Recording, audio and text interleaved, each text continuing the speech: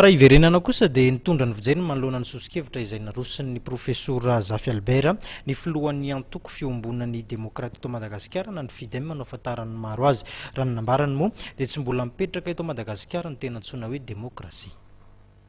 Fotoana masina tokony hametrahana ny fototry ny Repoblika sy ny demokrasia ny vanim-potoana ny teteza mita araka ny fijerin' Maurice Beranto. Mbola tsy nipetraka ary tsy tanteraka izany hatreto antony izay heveriny ity mpanao politika ity ahafaha nanaovan'ny profesora Zafy Albert fangatana ny tokony hanovana ny gouvernement. Ny tena vahaolana ary fiheverako azy ny zavatra tena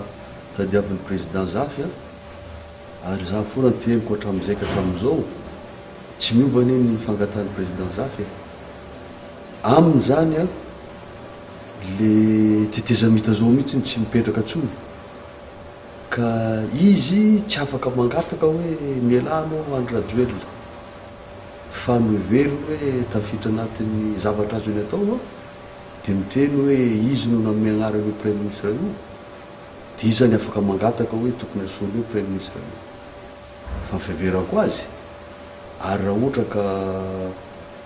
tsy miova ny hevitry président Zafy dia le teteza mita mihitsy no tsy nanao ny zavatra tokony ataony ka le teteza mita mihitsy zany no tsy maintsy ovana. Aza digno anefa vo ray volana tapaka ngamba zay le nisy tany amin'ny goteny le fangatana hoe fifidianana lalam-panorena aloha tsy maintsy alefa aloha. Ino moa angamba efa ndresaka zentsika dia zao noteneniko hoe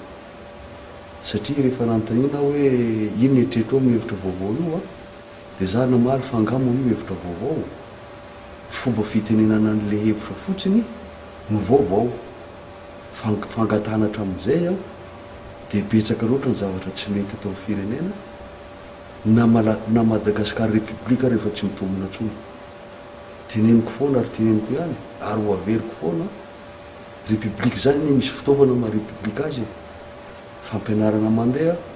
fitsarana mandeha fitsaboana mandeha misy fandriampahalemana zany rehetra zany androany tsisy mitombona na ray izahay reto fo zay mbola atao miaraka tamin'ny président Zafy dia nangataka hoe zany teteza mita zany fotoana masina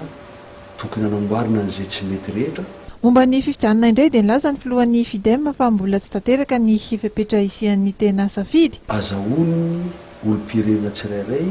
misafidy mifidy dia mandatsa-bato hatramin'izao malagasy ny mpandatsa-bato fotsiny tapenanao ny masoko tazonanao ny tanako dia asainao maka bulletin anankiray dia alatsako za zany tsy misafidy ary zany foana nangatany hatramin'izay omeo fahefana ny malagasy tsirairay anao zany safidy zany antonio anie ny mpiaramonina aminao hoe na eto Antananarivo ara firy ny candidat amin'ny fifidianana filoham-pirenena io betsaka ny tsy mahafantatra 30 dia anao miteny aminy hoe 3 dia toy izy rehefa antonina hoe firy amin'ireo 3 ary mifantatrao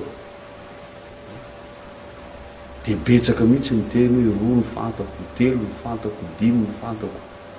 ary raha mahadiady ianao hoe zay fantatro ary mba teneno ny zavatra mikasika azy dia tsisy mahafantatra ministra taloha